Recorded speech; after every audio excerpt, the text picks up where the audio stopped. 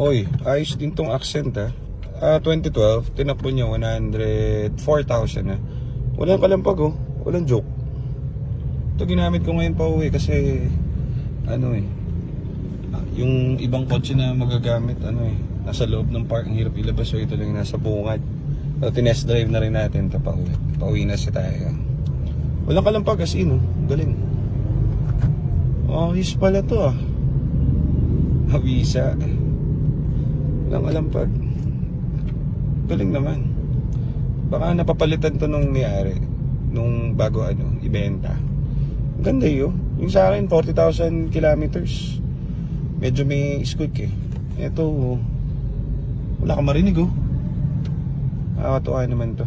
So ito papakiligin ko kayo Accent na kung talagang nanonood kayo nung page natin So meron tayong binili Accent 2012 manual gas. So gusto nyo hanapin nyo na lang dun sa video. Ito lang kasi ang kaya ko i-video ngayon. Isang kamay lang ako. One hand ban ako ngayon. So ganito, papakiligin ko kayo kasi maraming sumabog yung video natin dun sa Accent. So maraming nakikita doon na gustong mag-Accent pero budgeted lang. Sige, ganito.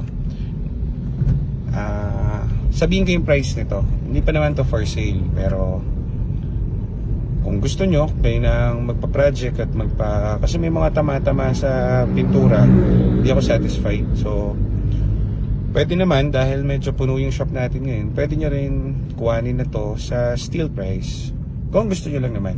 Pero kung hindi papasok sa panlasa nyo, okay lang naman.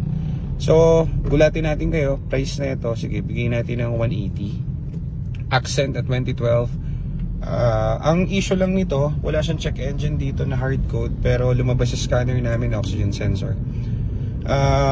Siguro mga 3 panel yung may scratch, may tama, yung gilid nito may tama, may guhit. So ang plano ko papadala ko sa paint shop to, kaso lang yun nga, medyo tatrabahuin pa natin. Ang bentahan nito sa market ngayon, nabibenta namin yung mga 210, mga ganyan, 220, ganyan, gas na manual. So kung napaibig kayo dito o magustuhan nyo, eto quality. So sigurado kasi na-test drive na namin to kahapon.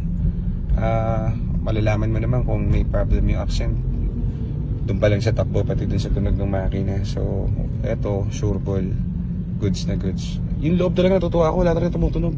Wala yung parang tunog na bakal, yung kluk-kluk na ganun. Galing. Baka nagpalit to ng shock sigurado. Walang tunog mas matahimik pa dun sa Accent ko.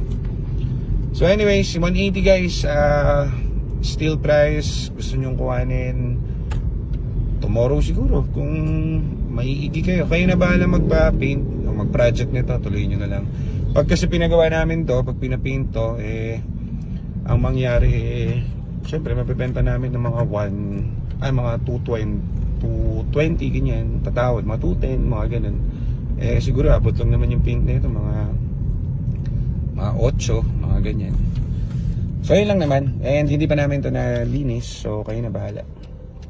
Sige, tawid na po kayo, bablog ako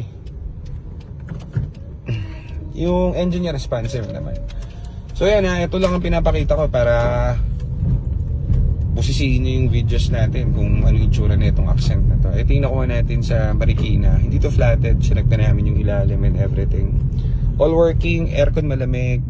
Ito humps walang tunog di ba? Galing natuwa ako sa tunog Tapos makukuha nyo to na meron 200 na laman na gas. Yan ang pinakamalupit dyan, 200 na laman na gas ang kapa.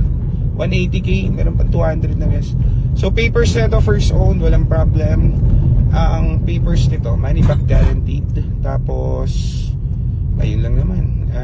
Check nyo rin kung gusto nyo. Pwede rin to sa mga tropa natin buy and sell na mga kumukuha sa atin. Kitaan nyo pa if ever. Kung gusto nyo lang naman, kasi okay lang sa atin ipa-project to dahil maganda ganda man ako. Para lang makabawas tayo dun sa garahe, hindi masyado masikip.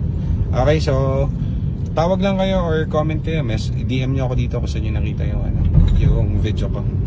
So salamat kayo sir, maraming salamat.